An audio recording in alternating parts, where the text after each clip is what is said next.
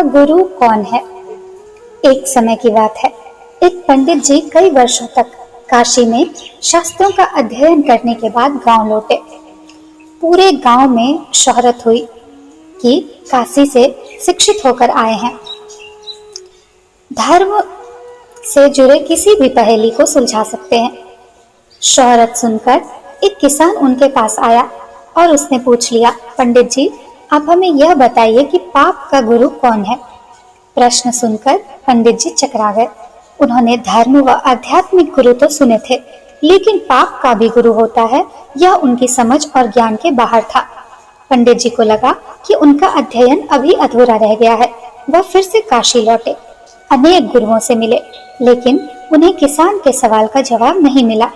अचानक एक दिन उनकी मुलाकात एक गणिका का नाम तो सुना होगा, गणिका एक वैश्या थी, उनसे हो गई। उसने पंडित जी से परेशानी का कारण पूछा तो उन्होंने अपनी समस्या बता दी। गणिका बोली, पंडित जी, इसका उत्तर है तो लेकिन ये तो बहुत सरल है, लेकिन उत्तर पाने के लिए आपको कुछ दिन मेरे पड़ोस में रहना होगा। पंडित जी इस ज्ञान के लिए ही तो भटक रहे थे। वह तुरंत तैयार हो गए। गणिका ने अपने पास ही उनके रहने की एक अलग से व्यवस्था कर दी। पंडित जी किसी के हाथ का बना खाना नहीं खाते थे। अपने नियम, आचार और धर्म परंपरा के कट्टर अनुयायी थे। गणिका के घर में रहकर अपने हाथ से खाना बनाते खाते कुछ दिन तो बड़े आराम से बीते, लेकिन सवाल का जवाब अभी भी नहीं मिला। वह उत्तर की प्रतीक्षा में रहे। एक दिन गणिका बोली, पंडित जी, आपको भोजन पकाने में बड़ी तकलीफ होती है। यहाँ देखने वाला तो और कोई है नहीं। आप कहें तो नहा धोकर मैं आपके लिए भोजन तैयार कर दिया करूं। पंडित जी को राजी करने के लिए उसने लालच दिया, यदि आप मुझे इस सेवा का मौका देंगे तो मैं दक्षिणा में 5 स्वर्ण मुद्राएं भी प्रतिदिन आपको दूंगी। स्वर्ण मुद्रा का नाम सुनकर पंडित जी विचारने लगे। पका पकाया भोजन और साथ में सोने के सिक्के भी, अर्थात दोनों हाथों में लड्डू है।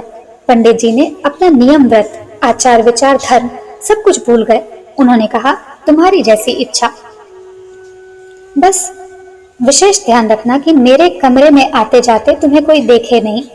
पहले ही दिन कई प्रकार के पकवान बनाकर उसने पंडित जी के सामने परोस दिया, पर ज्यों ही पंडित जी ने खाना चाहा, उसने सामने से परोसी हुई थाली खींच ली। इस पर पंडित जी क्रुद्ध हो गए और बोले, यह क्या मजाक है? गणिका ने कहा, यह मजाक नहीं है पंडित जी, यह तो आपके प्रश्न का उत्तर है।